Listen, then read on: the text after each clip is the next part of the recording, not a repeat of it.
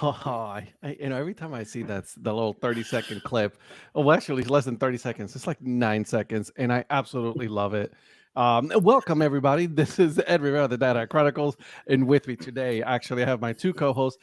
Donnie, I think now you're just a regular, my friend. You are like, for me, you're like the mayor of Segra Park. That's what I'm going to call you from now on, the mayor of Segra Park in Columbia, South Carolina. How are you doing today, my friend?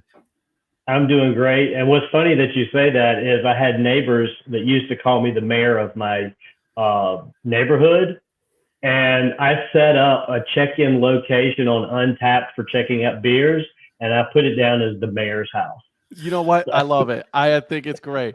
You're from now on, we're going to change that name. That says, instead of saying Wise DR Jr., we're going to put the mayor. I the think that mayor, should be okay. right there, the mayor from now on. And then also my other co-host is none other than, the guy who's wearing some crappy jersey and hat, Mr. Mike Sellers of the Up to Chat podcast. How are you today, my friend?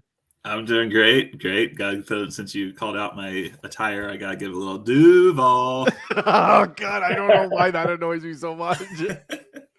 But it's funny. I love it. I think it's great. First of all, I just want to give you a couple of seconds here. I'll give you the 10, 15 seconds at the end of the show. Don't you worry. You get to talk your tennis here. I hope you're prepared for this. But talk about a little bit about your podcast, what your podcast is about, and all that. So I get to give you your shout out, my friend. Thank you. Appreciate that. It's called the Up to Chat podcast. It started out more specifically about the ballparks themselves and the stories of the ballpark chasers, and it still is mostly about that. But I do kind of just mix in a little bit of just baseball specific stuff here and there. And comes out on Wednesdays, first and third Wednesdays of the month, usually. You know what? It's always good, right? I mean, that my podcast started just like that. It's like, I started just as collectors, and then now it just organically grows. You gotta see what works. Yeah, and listen, if it works, and if you still have the passion for it, my friend, go for it, dude. I love it. Absolutely love it. I appreciate it. All right, gentlemen. So I want to take a few moments here. I want to see, get your because obviously nothing is really happening in the world of sports, right? Nothing at all. But let's just start with the biggest part. Actually, you know what? I'm going to hold off on that. I said I was going to start with this, but I want to start with baseball. The reason for that, there's been some changes, right? Some managerial changes in Major League. My team also had a hire. The Cubs came out of nowhere, firing their manager and gotten from their same division too, which is unreal, right? I don't think they even actually fired David Ross until they had already basically signed Craig Counsell either, did they? Dude, I never heard that they did, at least. Yeah, I mean, the reporting was Craig Counsell is going to a team that has an existing manager. And a lot of people were wondering if he typed it wrong and it was supposed to be exiting manager. Either way, it was the same thing. Yeah, another Arson Judge situation. Right, and because his name was linked to Cleveland as well. He interviewed in Cleveland, right? I don't know what happened. Probably just because it was too much money, because that dude just got paid. More than double what was the previous hire. Yeah, now he's the highest paid manager in all of baseball by like double over the next guy, I think. Dude, how crazy. But do you think that's the only reason he left in Milwaukee? I mean, for what I saw, they offered him 5.5 and these guys offered him about 8. So, I mean, that's a substantial amount, but yeah, I mean, he's doing a good job in Milwaukee. Is like, he leave just for money? I think so, because he was from Wisconsin. He was the longest tenured manager 19 at least years the with the league, with the team. 19 years. Like in one capacity or another, right? He was a player for a little while. Even anyway, he was the longest tenured manager, if not all of baseball, at least in the NL too. Even at I think 9 years of actually as the manager, and he was a Wisconsin guy, so I don't think you just go to the division rival just for the sake of a fresh start. Yeah, it's baffling. How's that? It really caught me like. The Cleveland one, everybody's asking me, everybody's texting me, even you guys was like, hey, how do you feel about the hire? I'm like, honestly, I don't know. I don't think it's that bad. I mean, when someone's got no manager experience, you obviously don't know for sure. but that is generalizing here. But the catchers are the smart guys in this league, and I succeed. agree with you there. And then also which is why Ross was with the Cubs. Yeah. Yeah. Right. Exactly. But the one thing that I feel bad for the manager here with Vaughn, coming to Cleveland is you have a Hall of Fame manager that just stepped down. That's some big shoes, right? And I'm hoping and I'm praying that Cleveland fans really give the man a chance, because that's some big shoes to fill, right? Yeah. Fair or not fair, that's what it is, right? It's just going to be very difficult for him to come in and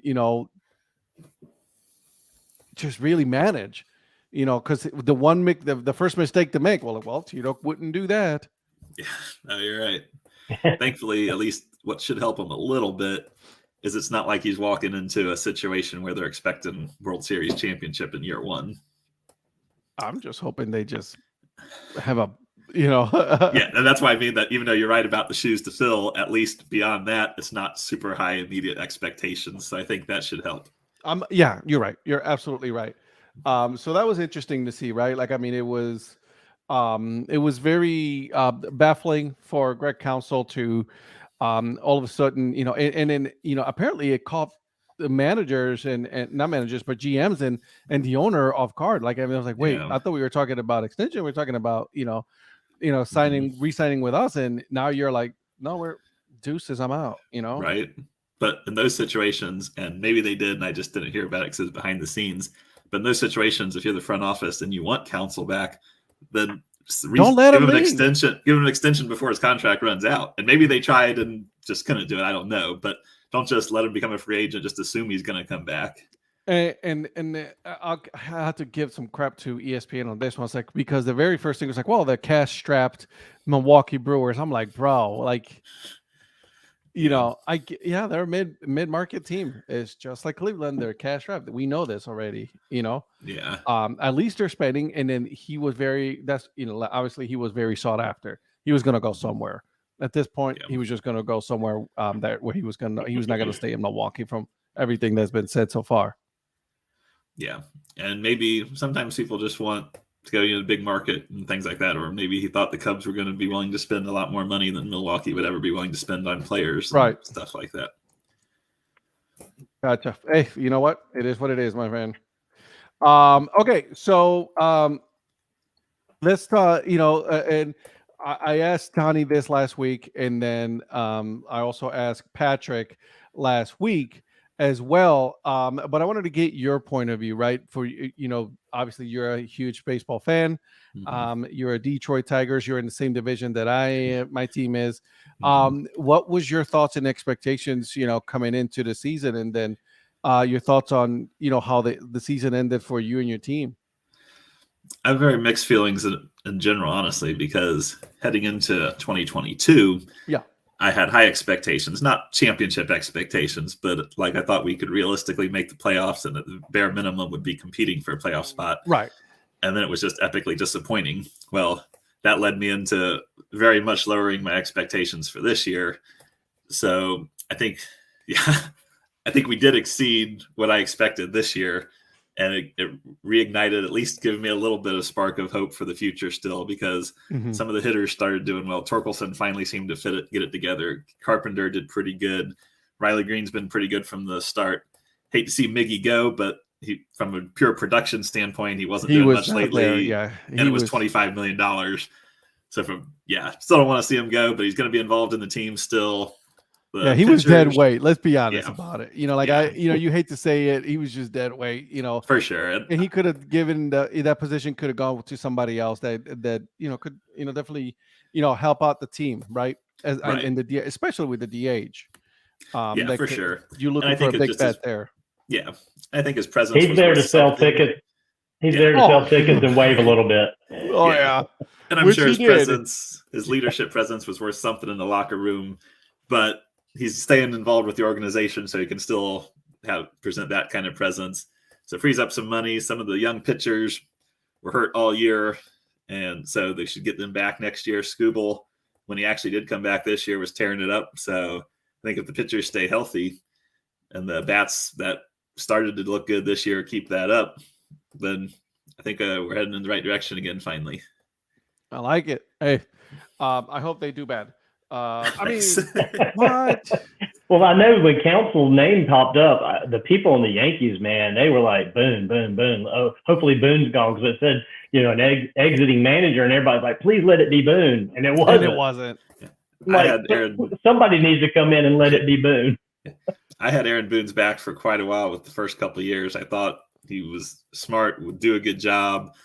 And the years either did do good, have good years, or when he didn't, he dealt with a lot of injuries and stuff.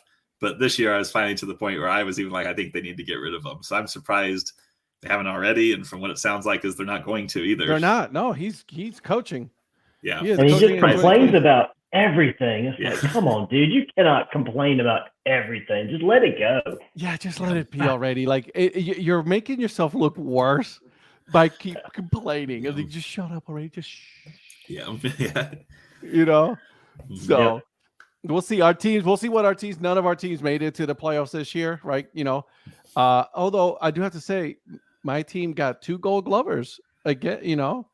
Quan got and Jimenez. Quan, okay. Funny, and this is a stat that I saw on. I can't remember where I saw it, but Francisco Lindor, no Gold Gloves. He's been with the Mets. No All-Star, and last time, no All-Star either.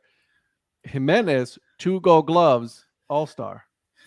And he wasn't even the main piece of the prize, supposedly. He was not. Rosario. Yeah. And Rosario, he's a former Firefly, too. Played in Colombia. Did he? There you go.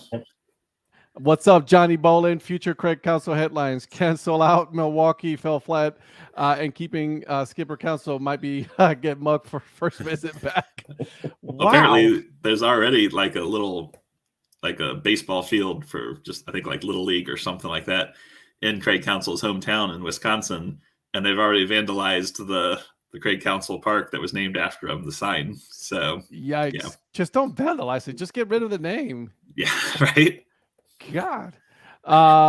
Bill goes. Aaron Boone just complained about y'all talking about him complaining. Sounds about right. That sounds about on brand for him. All right, so not a whole lot going on. Obviously, the winter meetings are going on right now in Vegas.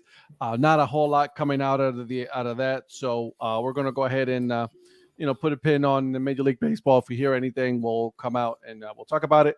But now let's just move on to NCAA football, guys. And let's talk about, first of all, about the updated playoff rankings. Right, nothing changed at the top. Ohio State still number 1, the Ohio State. Georgia Bulldogs number 2, Michigan number 3, Florida State 4, Washington 5, Oregon 6. I'll read them up to the top 10. Texas 7, Alabama 8, Ole Miss 9, and then Penn State. So 3 Big Ten. Just not for long. 3 Big Ten. 3 SEC also. Yeah. You're right. So the power coverage. Of course, they always overrate. Yeah, 13 out of 17 national championships. That's pretty crazy. Overrated. I don't see Clemson. It doesn't go down that far. The list doesn't exist. Okay, buy stock in Clemson. Dabo said. Buy stock in Clemson. Okay, all right. Well, until then, we'll see what happens. All right. So, guys, your thoughts on the top 10? Obviously, really nothing really changed. I don't see either Ohio State or Michigan staying there. Like, one of those teams are not going to be there by the end of the year. Obviously, they play each other. And then you have the Big Ten championship. So something might just, happen, right? If Alabama keeps what they're doing, they've only have 1 loss. We'll see how that goes. Yeah, I thought that Georgia might jump Ohio State this week because they got their best win of the year. Ohio State didn't look very good against a not very good team. And one of Ohio State's best wins was Notre Dame, who lost again, making that a little worse. So I kind of thought but did Georgia play a ranked team? Yeah, number 12, Missouri. Okay, I'll give them that. Yeah. So and Ohio State struggled against Rutgers. I thought they were going to flip-flop Georgia. So did I, yeah. Now I think if Georgia can go out and beat number 9 Ole Miss this week, then almost regardless of what Ohio State does, because they're playing 3-6 Michigan State, I think that'll be enough to move Georgia number 1. Right. I think. See, now we're getting to the strength of the schedule, right? Like you said, it's like, okay, Georgia didn't deserve to be number one at that point. The strength of schedule was not what it was. Now, if they do, I say Georgia goes number one. Absolutely, 100%. I agree. Yeah.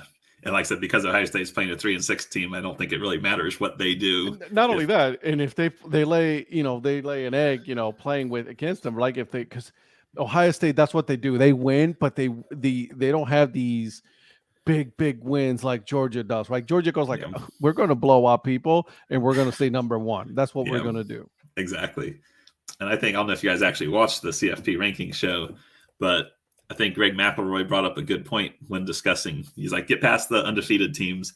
He's like, when you talk about the one-loss teams, he's like, everyone is acting like Oregon is undoubtedly the best one-loss team. And while even he kind of agreed, and I also agree that they probably are the actual best one-loss team. But if you look at the resumes, they beat Utah, which just seems is decent, but that's not great. And that's like it. Whereas Texas beat Alabama at Alabama. They've got like 2 or 3 other ranked wins, lower ranked wins. Yeah, so but their loss was not a good loss though either for Texas. Yeah, it wasn't as good as Oregon's for sure, but it wasn't a terrible loss. Yeah, but that's the thing though. Like the Oregon-Washington game, I watched that game. Oh, that was a great game. I think on a neutral field, Oregon would have won that. Woo. And I think that's probably what they're taking into consideration here.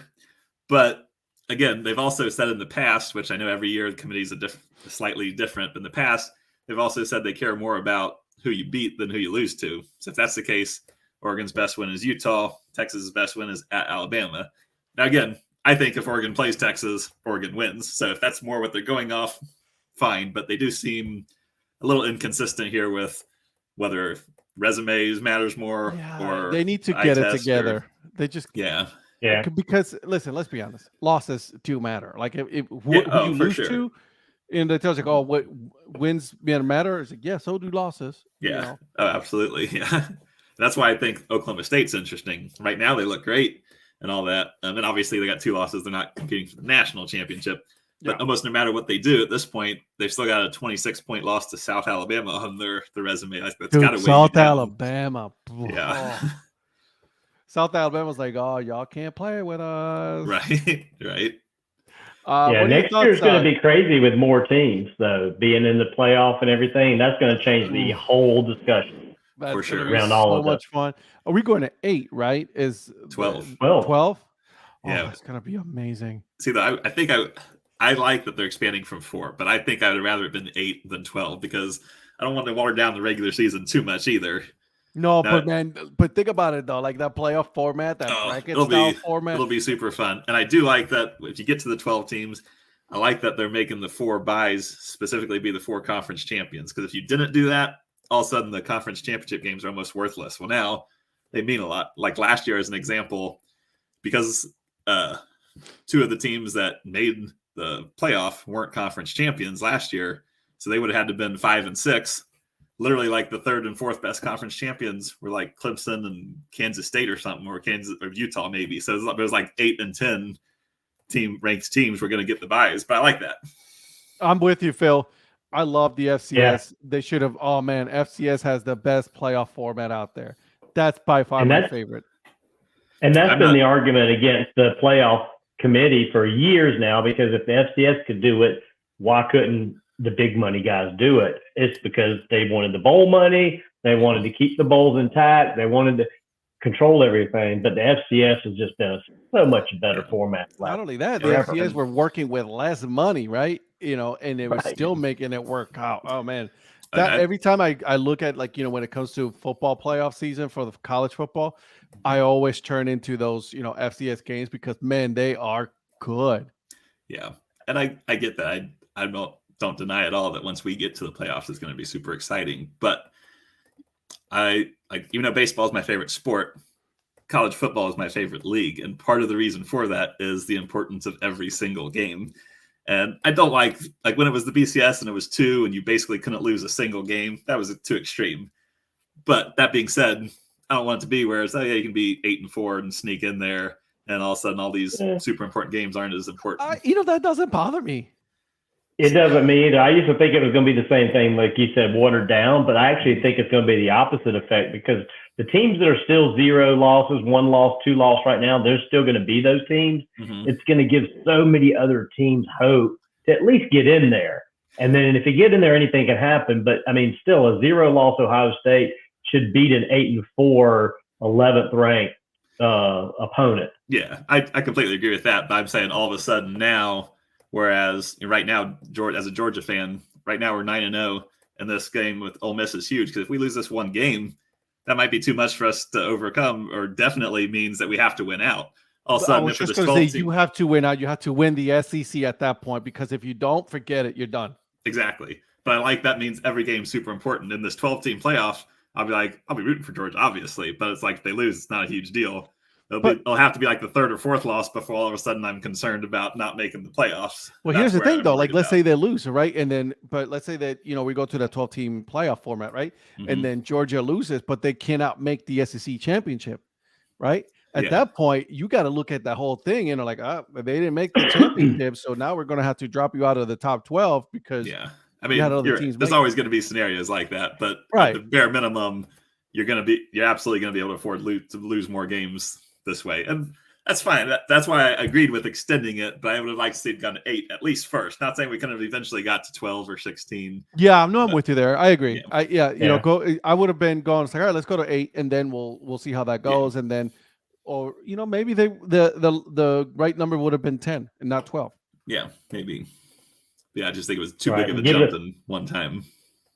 Yeah, I mean, they could have given the top number 1, number 2 a bye, and then the other 8 play in a 10-team thing. I mean, there's ways they could have done it, but I think they just decided to rip the Band-Aid off and let's go 12. And I mean, apparently, but yeah, I think absolutely no doubt that once we get to that point, it's going to be super exciting for sure. I mean, they've messed everything else as far as the bowl system up now too. So I mean, going into next year, the bowls is irrelevant, I think, in most part, not only that, except for where they place in the playoff system. Because your traditional Rose Bowl is gone without a Pac-12. So that's what I was going to say. Is like the only real bowl game that people cared too much about with the conference tie-ins was the Rose Bowl, and now that's literally gone. Even if you don't make changes, because the Pac-12 is gone. Right. Well, I mean, and then the Pac-12, some of the teams from the Pac-12 went to the Big Ten. Yeah, right. So, when all these Pac-12 teams were jumping to the Big Ten. I saw on Twitter. Just call the Big Ten championship the Rose Bowl, and then go from there. How's that? There you go. That's what somebody said on Twitter. They're like, how about the Big Ten adopts all the Big 12 teams and they split it to 2 divisions? One's the Big Ten, one's the Pac-12, and the 2 champions play in the Rose Bowl, and we call it the Rose Bowl game. Perfect. Done. Then you could really have your East and West divisions. The West is the Pac-12, the East is the Big Ten. And it would be more balanced than the current Big Ten East and West. I love it, though. I cannot wait. Like, I mean, these super conferences I love people like, oh, this sucks. I'm like, no, I love it. I think it's great. I think it's great for football. That is one thing I do like about this realignment. I don't know if you guys looked, but a lot of these conferences have released their schedules, or at least their opponents. And a lot of these super conferences have 4, 5, 6, 7 powerhouse games they're playing. So it's going to be exciting. SEC has got some great teams coming, right? Like, Texas and all that, right? But then you have like in the Big Ten, like you have like Oregon, and like these in Washington, right? Like USC's like they're coming in and they're going to play against Ohio State, Michigan, Penn State, right? These powerhouses. We should kick out Maryland and Rutgers out of the Big Ten. They do absolutely nothing for the league. Except for TV market. We talked about that, Don. It was like that. The only reason why they're there is just because that's the only reason they brought them in. Yeah, I don't know if you saw Michigan's schedule next year. They've got literally Ohio State, USC, Washington, Oregon, and they happen to play Texas out of conference, and then a couple other decent ones. I can't wait. Yeah, I'm excited. I cannot wait. Well, Sellers and I are going to have an issue come August next year because Clemson and Georgia open the season against each other. Oh, yeah. Future conference rivalry. I love it. I'm excited for that one. Clemson's going to play Stanford next year, too. The last time Georgia and Clemson played was the beginning of this awesome Georgia run. So hopefully that won't be the end of the awesome Georgia run. All of a sudden, or will it? I hope not. But if that means that we got the 3rd championship before that, I'll take it. I've been told by the mayor that I needed to buy stock in Clemson. So, if the mayor says it, it's law. It goes. There you go. I like it, guys. I like it. All right, gentlemen. Another thing that happened in the world of football, Michigan. And this is the story that refuses to die, refuses to go away, right? Sources says, right, Michigan has documents that Rutgers, Ohio State, and Purdue share its signs. First of all, I don't think there's anything illegal about this. They just says like, hey guys, Michigan is stealing your signs. We need to do something. So there's really nothing illegal. They're just trying to divert from the fact that like they actually had someone at those games representing Michigan and they got caught with the hand in the cookie jar. So they're just trying to divert. What say you guys? I think, they've already got their scapegoat. He's gone, and it just depends on how they take things. I think the Big Ten, the best thing the Big Ten could do would be to jump in before the big game and suspend Harbaugh for 2 games, bring him back for the Ohio State game, and let it be what it is. I don't know if they'll do that or if they'll just totally wait. Oh my God! The Big Ten doesn't want to shoot themselves in the foot this year either. So that's the thing. I think it's a tricky situation because 99% of the time when these types of things happen, it's years before anything's settled and they suspend or penalize all these teams. So I think it's a slippery slope if anyone does any sort of punishments mid-season while this is going on. Yeah, I agree. There seems to be enough evidence that they probably did something, but I don't feel like they should do anything until they've got enough evidence to definitely say that. And then similarly, on the chair of the CFP said today when they asked him about like how does that affect how you rank Michigan? It doesn't. He answered well. He's like our job is just to rank teams that are eligible for postseason. He's like, so as long as they're eligible for postseason, that's all we take into consideration. And I'm like, that's a great answer. As you should. Yeah. As you should. Right now they're eligible. If things changes, right, then at that point you're like, no, we're dropping you guys out of the rankings because you guys are not eligible. Let's give another team the option to have a chance. I 100% agree. I think the Big Ten did say, though, that there was something coming. I'd heard some rumors that I didn't know for sure if the Big Ten itself actually said that or it's just reports or what. That's what they're saying. Is like there's where there's smoke, there's fire, right? Yeah. And basically they just they basically broke a code. It's not like they broke a rule. It's a technicality, I guess, but it's like a conduct code that, it's basically like saying you broke the morality code or something. And that why they keep referring to it as the sportsmanship, sportsmanship code. Yeah. It's like it's like an unsportsmanlike conduct. They're just going to get like whatever the conference equivalent penalty is for that, which is not going to be. Yeah. But I wonder if anything else is going to come, right? Or are they going to get, a bowl ban or anything like that from the NCAA? Because like you said, Michigan is still being investigated, right? Like, let's not forget about that. They have another investigation that is still pending regarding recruiting during COVID time and all that. So that's still being investigated. It's been a couple of years. Obviously, we're in 2023, about to end 2023. We're about to go to 2024, and they still haven't decided anything, right? That's kind of my point. I was talking earlier that these things usually take years. That goes back to Mike's point. Yeah, exactly. So who knows? Right, exactly. So I find it very intriguing, very fascinating that like they're still being investigated now. Like you just got caught again by doing something, dude. Like, can we chill for a second?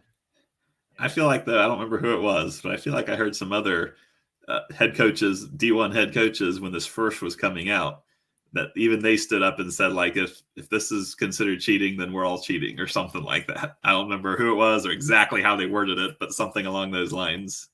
Oh, we all agree that the rule is dumb. Yeah. Yeah. You should be able to scout whatever. Basically, your job is to keep people from stealing your signs. That's the whole point. Across sports. That's why baseball does what it does. You changed some rules in baseball to avoid sign stealing and things like that. You have a guy, that balked intentionally to get a guy off second base because they think he's stealing signs. There's always sign stealing. So all you got to do is be better at it or better at preventing it. That's why even head coaches or offensive coordinators cover their mouth when they call the plays, because otherwise someone's going to have someone on the binoculars on the other side of the field reading their lips. Yeah. Same thing in baseball, right? You see the pitcher, putting gloves in his face. or Exactly. the pitching coach. Carl Yeah. Willis is really good at doing this. Every time he goes, he just starts talking. And he puts his hand like this and Super just starts cash.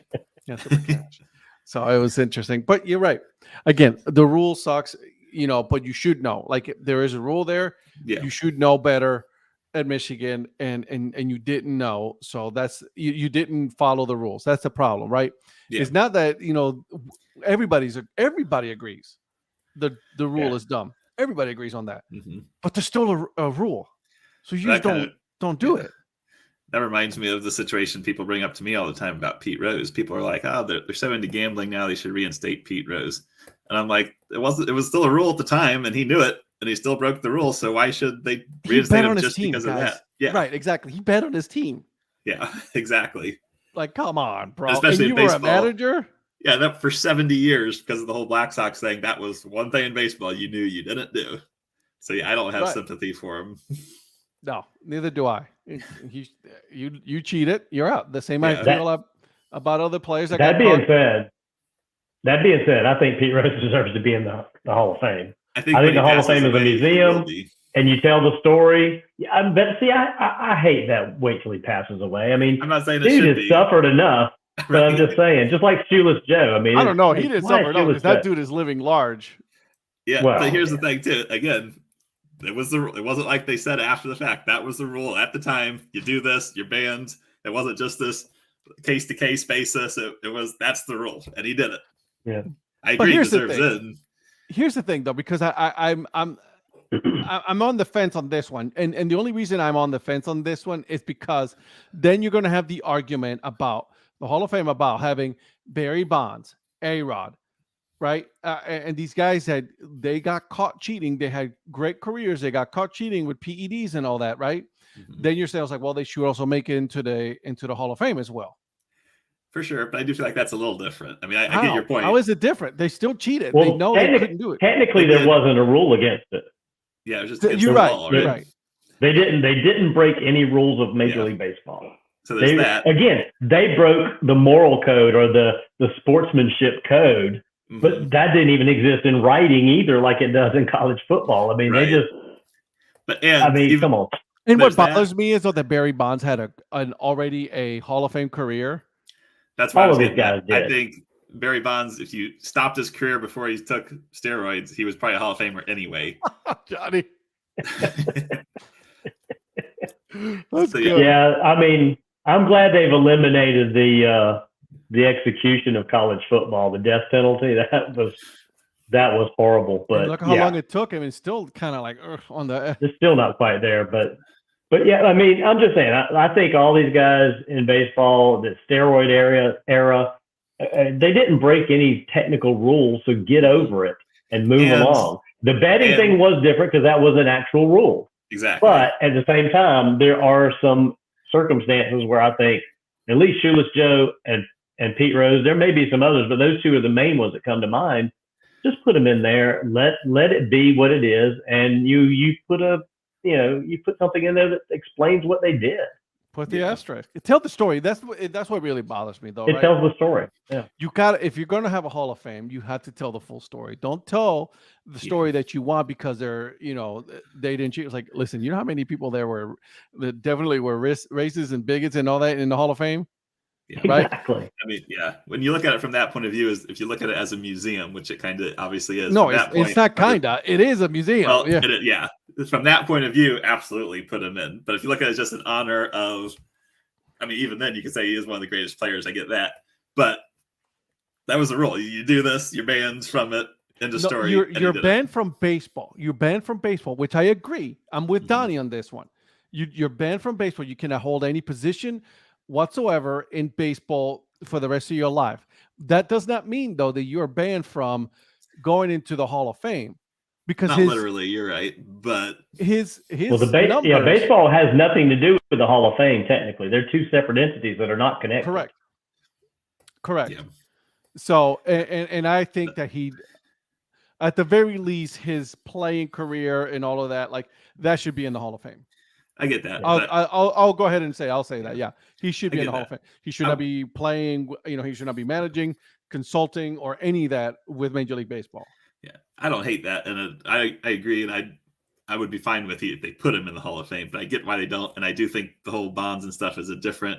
Not only like Donnie said that they not technically break a rule, but also everyone was doing it, and I don't mean that as an excuse as a pass, but my point to that is it's like the pitchers were doing it, so that should theoretically make it harder for the hitters to hit. And I'll vice give you an versa. argument, a pro argument for yourself, right? Remember when everybody was scuffing the baseball, or they were, the spitball and all that, right? Mhm. Those were, they were not illegal until baseball made it illegal. Yeah, I've got At that point, from that point on, if you were saying that, hey, listen, you're still using the spitball after it was said illegal, then that's on you.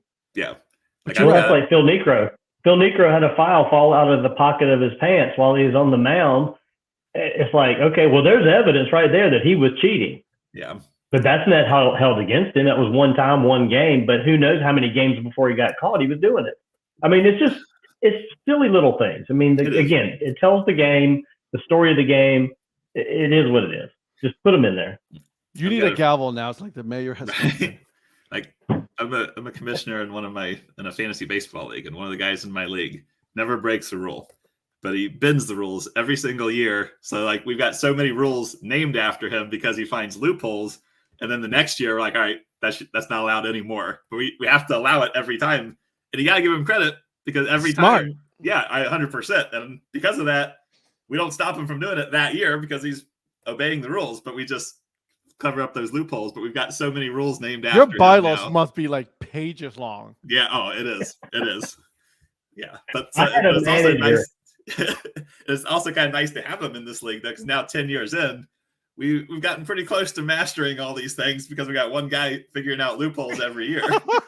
You're using it in other leagues. Yeah, right. I had a manager in my previous career that gave me the best line, and I swear this is Bill Belichick because it was way before Belichick even came on. He told me in working one day because he was the plant supervisor. He said, "Know the rules and how to use them to your advantage." I'm like, okay, yeah, that's what Belichick does every year. Know the rules because he knows them better than anybody. He uses them to his advantage all the time, and that creates changes in the rules because people are like, "Wow, we didn't think about that." Yeah, 100%. Oh yeah, use it. And that way, that doesn't. I don't think that's cheating at all. The fact that an NFL team has someone or a team of people just breaking down every single rule in the rule book, right? Just to find an advantage, it's absolutely brilliant. Yeah. Well, look about what was that on the punt or that punt thing a few weeks ago? The guy that just went in motion and blocked the kick, not punt, blocked the kick. I mean, you haven't seen it happen again, but there was nothing in the rule book about him not being able to be in motion either. I'm just surprised that more people haven't tried that again in the last few weeks. I agree. The tush push. Yeah. With a few years ago, which finally backfired on them the other night when he fumbled the ball. So finally, but that's one against how many? Yeah. A few years ago, remember when Belichick had figured out that loophole when you trying to run out time in the fourth quarter. If it's like before the more than 5 minutes, then if you get like a delay game, it resets the play clock and the game clock keeps running. So with like 7 or 8 minutes ago, he just keeping if he's ready to punt anyway, he just kept taking like delays of games and stuff, and it just kept running off minutes off the clock. Smart. Again, smart. Yeah. You hate it as a fan for the other team. You hate it as a fan of the other team, but at the same time, you got to tip your hat. Like, bro. 100%. Yeah. You played it. You played it. Yeah. And then you fix the rule at the end of the year, but then he's going to find something else. As he always will. I don't know if he will do much of it, coming forward, because he kind of has been like, I heard they might fire him if they lose to the Colts this week. Yeah, I heard that too. I would be surprised if they did it mid-season. I kind of expected at the end of the year for them to mutually part ways. Move what? Yeah. And I've heard Vrabel's name mentioned as a possible replacement too. I heard that. Yeah, that would be interesting. No. Well, this is perfect segue. Let's just talk some NFL now. I mean, we're 40 minutes in. Let's get it going, right? Let's do it. You're right. Vrabel has been one of those names that have been, linked to New England, right? Which is kind of interesting. At the same time, the Tennessee Titans are kind of on that bubble of like, we we know we're not gonna make it, but let's just go ahead Yeah. and start this rookie quarterback and see what he has, and then go from there. Yeah, which Yeah. I mean, they should anyway. For one, because even with Tannehill, if they'd be lucky to make the playoffs, they're not going anywhere. And so, A, you might as well see what you got, and B, honestly, I think at this point, Levis is probably better than Tannehill anyway. He is. Yeah. He is. This is the point in the season where all teams draw the line and they're like, okay, time to move on to see what the young guys got. And the old guys probably not going to be here next year, so take a seat. Yeah. Yeah. So on that, I'm going to give you guys the floor. I want to know, like, for you guys this weekend, Thursday, Sunday, and Monday, like, what was the biggest story for you guys individually? Like, that you saw that you're like, oh, this is interesting. Like, what was that one big story for you guys? For me, I would say that this time last year, anyone that had even heard of Joshua Dobbs was like, oh, yeah, I forgot he existed. And then since then, I did. Yeah, He was the back. Yep, I did. I knew who he was. I remembered the name once I heard it, but I certainly wouldn't have named him if you just said name all the quarterbacks you can name. But since that time, now 3 times he's gone to a team in less than a week or two, started a game for that team, and done well for him. This time it was without taking a single practice rep all week long with the Vikings. And what I didn't know until like yesterday or something was that he's actually a literal rocket science, supposedly. He is. So He now is. I'm like, that's why he's able to learn all this In the stuff offseason, he works with NASA. Yeah. So I'm like, all right, now I get why he can adapt so quickly to these things, at least like learn the playbook, but still you can't. He tells like, guys, football is nothing. Why don't you Right. come over here and let's talk some rockets? Right. See, I think just he said now in a year. He said if he didn't play in the NFL, he was going to be an astronaut. Those were his 2 options as a kid coming up. One of the two of those. And I heard on one of the other radio shows, I think it was yesterday or today. I mean, I'm not sure if they got the exact amount of time right, but it said he's been on 5 teams in 45 weeks. I mean, that's not even a year. That's less than coming up on a year. He's been on 5 teams. Yeah, I think And he so Was it on Cleveland, Minnesota, Arizona, Tennessee. what I think he was Tennessee? on somebody's like practice squad right before he was on Tennessee. Yeah.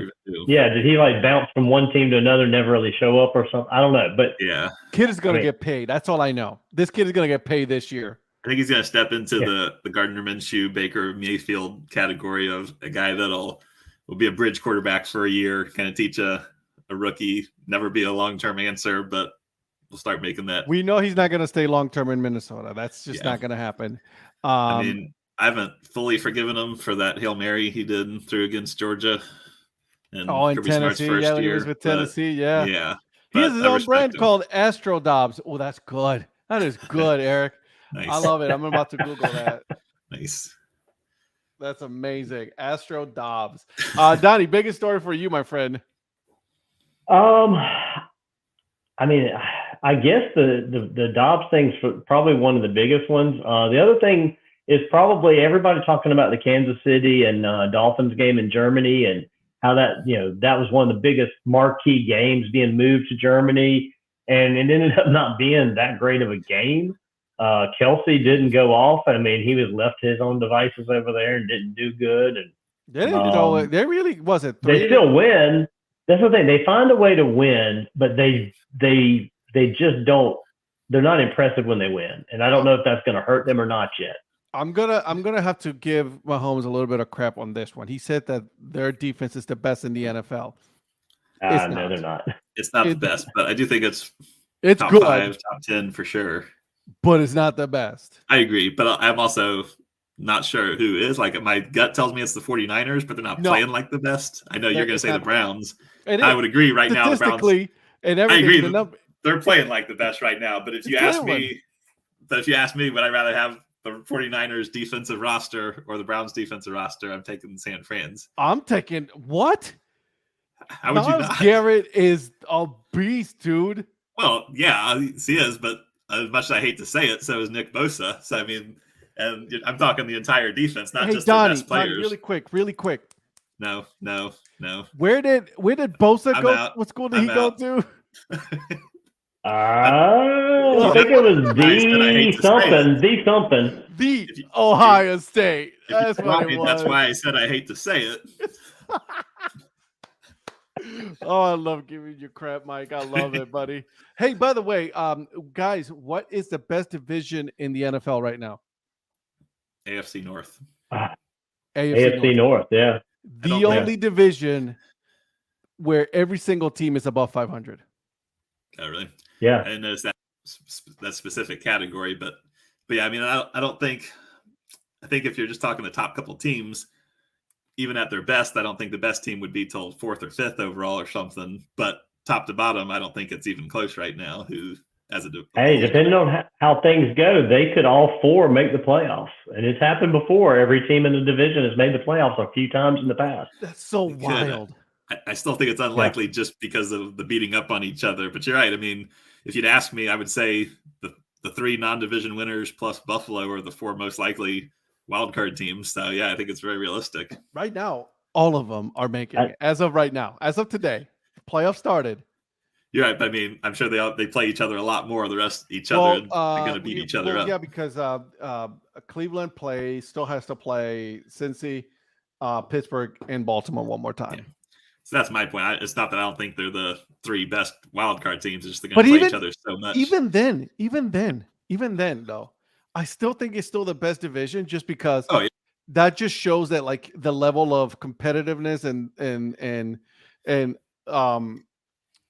the skill set that it takes. Like I hate to say, God, but Pittsburgh's defense is good. Baltimore's defense is really good. And finally, Cincinnati is starting to pick it up. It's the offense that was finally starting to pick it up. So yeah. I wasn't meaning that in any way that they weren't the best division. I was just meaning I still think it's unlikely that all 4 of them make the playoffs. Oh, no, not all 4. But it'll be awesome. I'm rooting for that just because that means that team will make it. Yeah. Right. And I want to see my Browns make it to the playoffs again. Yeah. Oh, yeah, that'd be cool. What are your thoughts on, from what, the Twitter's here saying that Aaron Rodgers is going to be back in a couple of weeks to start practice and everything? Are they saying that? Yeah, that's what they're saying.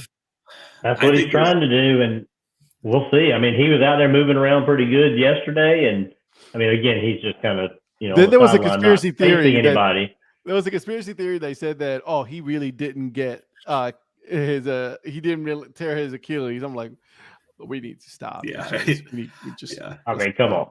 I feel like he could maybe come back before the end of the year, but I think if he does, it's going to be the last game of the year or something, or the playoffs if they somehow manage to make it. I'm impressed they've even done as well as they have without him, because not like Zach Wilson is playing good. No, he's not. And that game last night, though, I mean, the Chargers should have really blown them away, and they didn't. So that says a little bit. I mean, Jets have a pretty decent defense. They're not great. They're pretty strong. Yeah, I mean, I can't remember who said it, and I think it was one of the radio shows that I was listening to this morning, and they were saying, the defense gave up at the end. I was like, forget it. They were worn out. Yeah. I was like, we're done. You guys, go ahead, score. Yeah.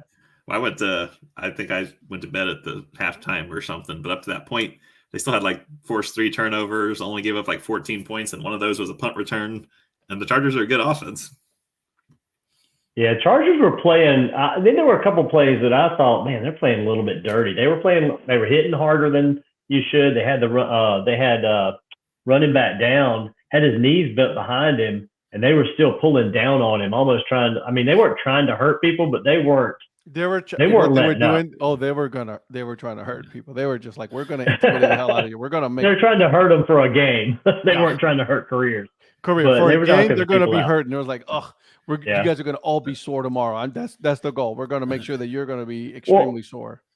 Back to the Aaron Rodgers thing, I think whatever he's got going on, I mean, he's a weird dude, but he's gotten into some types of medicine. He's gotten into some different types of philosophy on body care and things like that. And I've heard a few other shows talk about some things like, I mean, you look back at what Tommy John surgery did for pitchers, and then the next round of technology and surgery. Think about Adrian Peterson when he went down with the ACL and was back in 6 months. I mean, he was the first guy to ever do that, and they were like, he's not human. Well, medical advances helped him get back faster, and people started returning from ACL surgeries in less than a year to 18 months. And whatever Aaron Rodgers is doing, it may lead to people with torn Achilles playing by the end of the year or playing, getting back faster, whatever's going on, it's just advances in medicine in some way. What bugs me about this is the fact that it is Aaron Rodgers. Yeah. See, I remember you talking about those ACLs. But Kirk Cousins, the thing is, if Kirk Cousins reaches out and goes through the exact same thing and he does as good with it, now you've got the Joker and Batman. I mean, you got the good guy that everybody loves no matter what. And then you've got Aaron Rodgers. And it's like, okay, if they both can do it, then people aren't going to believe it if it's just Aaron Rodgers. Like if Kirk Cousins did the similar Achilles tendon tear and he can't come back as quick, then they're going to be like, well, what kind of weird shit is Aaron Rodgers doing? That's true. That's true. Well, he is into some weird shit, so let's just... Right. But if he goes to the same doctors that Aaron did and he gets the same results, then it's going to be like, okay, what is this that's going to help everybody going forward? I'll say this. I don't think he went to the same people that Aaron Rodgers went to, just because a lot of the teams in the NFL are going to be like, let's see how this works out. Let's see how this goes, right? Let's Aaron be the guinea pig. If it works out, then we'll talk to him. If it doesn't, well, that's his fault. Right. So I don't know. I'm intrigued. I don't think. Listen, guys, the Jets are not going anywhere. So if I'm him, I'm not trying to play. That's what I'm saying, right? Like, not just him, but like, if I'm the team, I'm like, no, dude, we've invested a lot in you. We brought you here. You're the future right now. Sit your ass down. Yeah, but if they would have won that game last night and they're sitting at 5-3, that changes everything. That's a different conversation. Yes, and I think that's where he was at, because he was on the sidelines with the headphones on, and there were a couple of plays that Zach Wilson made, and he just like looked up like, what the hell, dude? Yeah, if you've got any sort of chance of making the playoffs still, Rodgers is 38 or 39. He's not this 22-year-old guy that you got to save for the future. If he's got to the point you think he can play and you still have a chance for the playoffs, I say you play him. I doubt that team is not that it's good enough to make. Well, yeah, I'm not saying that's going to happen. I'm just saying if it does. Second of all, are you going to put him right behind that offensive line that it is just I was just getting ready to say the same thing. If he doesn't get some offensive linemen before the playoffs, I'm not playing. Yeah, right. That's crazy. Like that offensive line is atrocious. Granted, listen, I'm not taking anything away from the fact that also Zach Wilson is just an absolute hot garbage of a quarterback. Mm-hmm. That offensive line is not making him any favors either. Yeah, but Rodgers is going to get rid of the ball a lot faster than Zach Wilson will too. But you're not wrong, Stu. I'm just saying that when you're 39, I would think from Rodgers' point of view and the Jets' point of view, like if you can still make the playoffs, and I'm not saying they will be in that situation, but if you can, and you think you're healthy to play enough to play, and your alternative is Zach Wilson, it's not like you got even a competent quarterback instead, then I say you play him. The problem is, Dahl, if you look at their division, you got Miami Dolphins, Buffalo Bills, then the Jets, and then New England. I mean, just the Buffalo Bills and the Dolphins alone, though, that's a pretty tough one. And when you look at the where they're at right now, out of 16 teams, they're 11th. If the playoffs started. So it's like, it's really hard. I agree with that. I'm not saying that going. No. I know you. Yeah, for sure.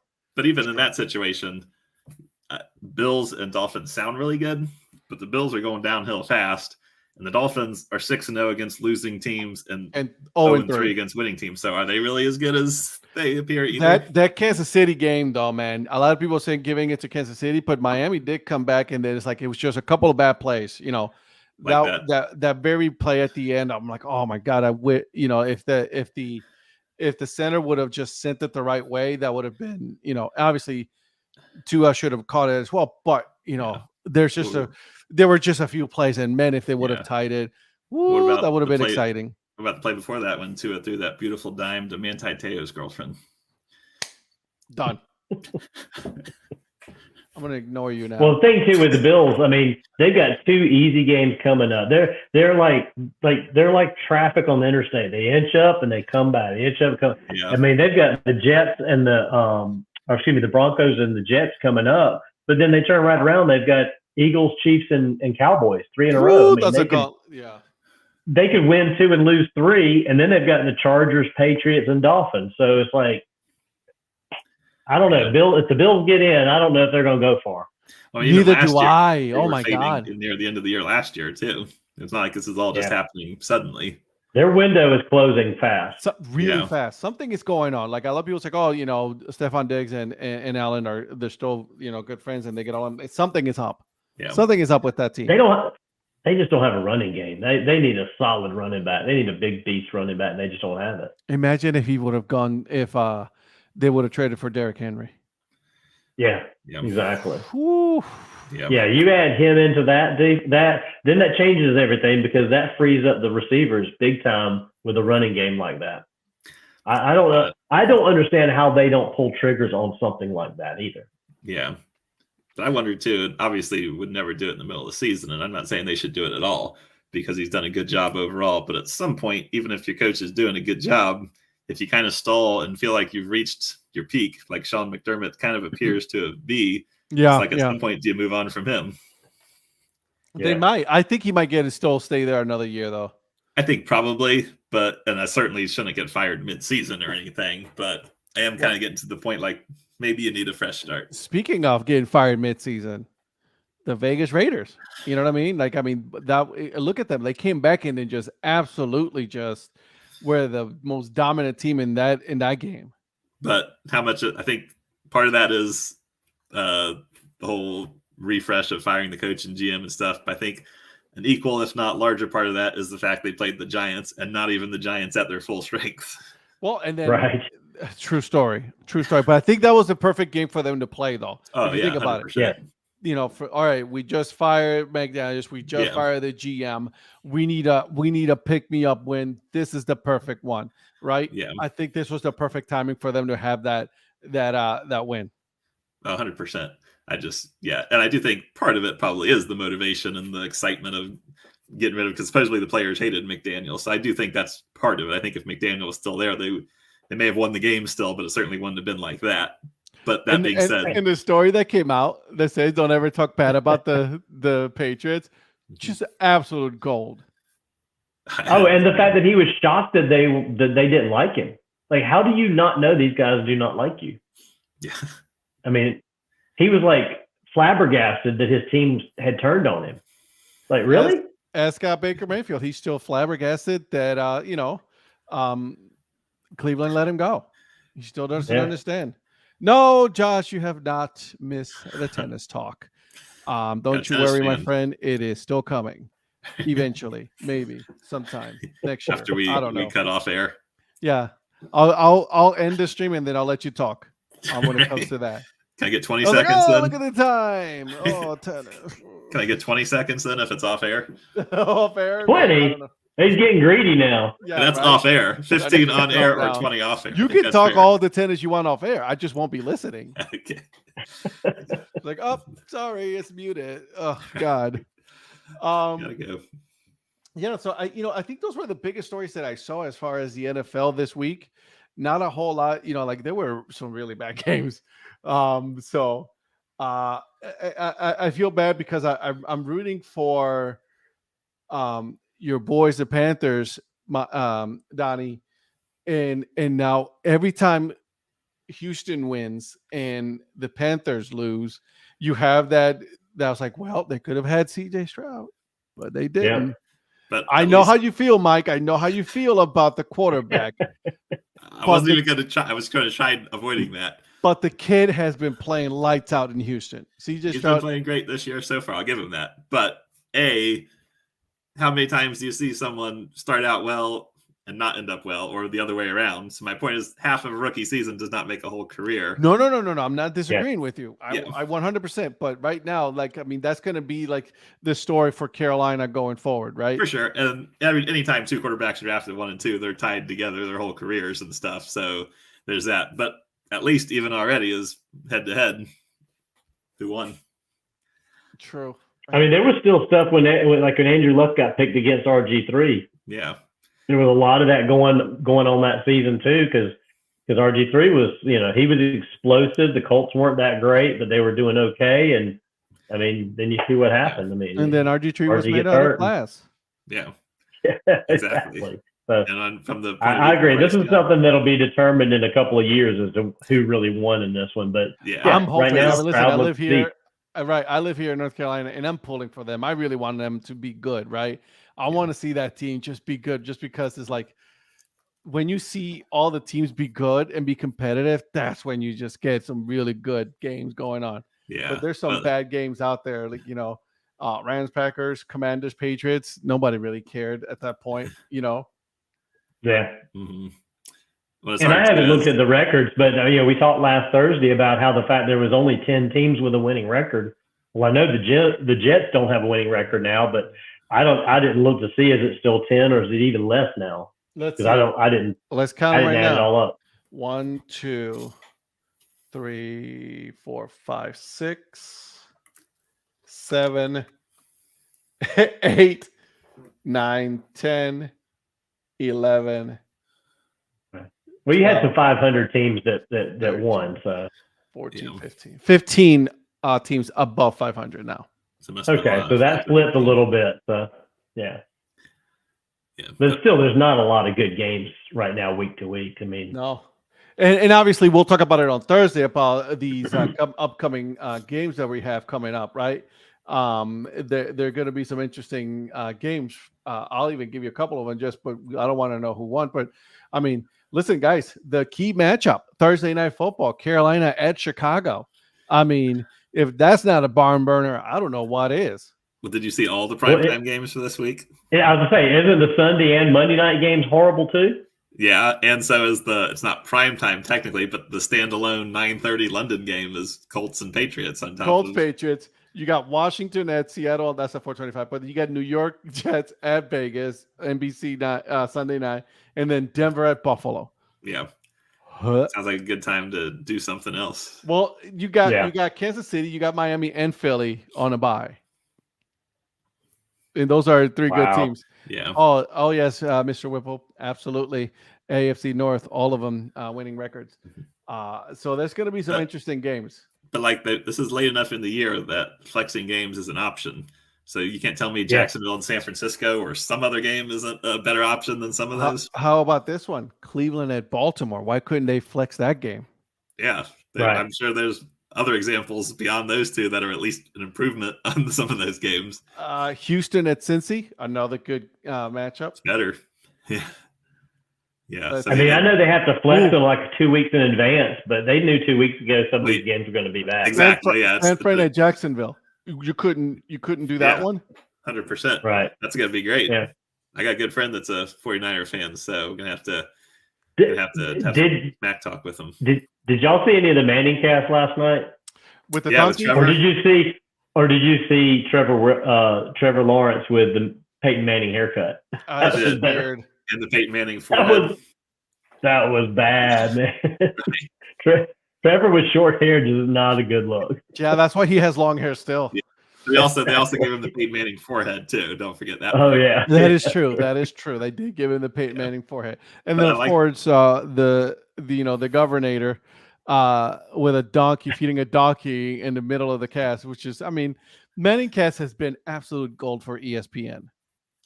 Oh yeah.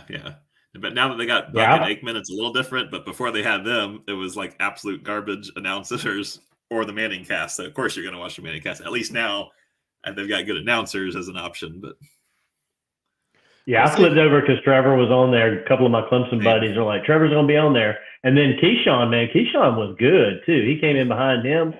He was. I only watched it for Trevor while Trevor was on there. Yeah. And I also loved his answer when they asked him if he liked being London's team. And he's like, well, I like being Jacksonville's team. Yeah. Good answer. Jacksonville. Yeah. That's a smart answer. Yeah. Sure. Gentlemen, we are above that. We're after 10 o'clock. It's 10:04. I want to thank you guys for joining me again tonight. Thursday, we will pick our NFL games, right? We will give you what we think. We didn't do too bad, Donnie. So, Mike, are you staying with us on Thursday, picking some games with us?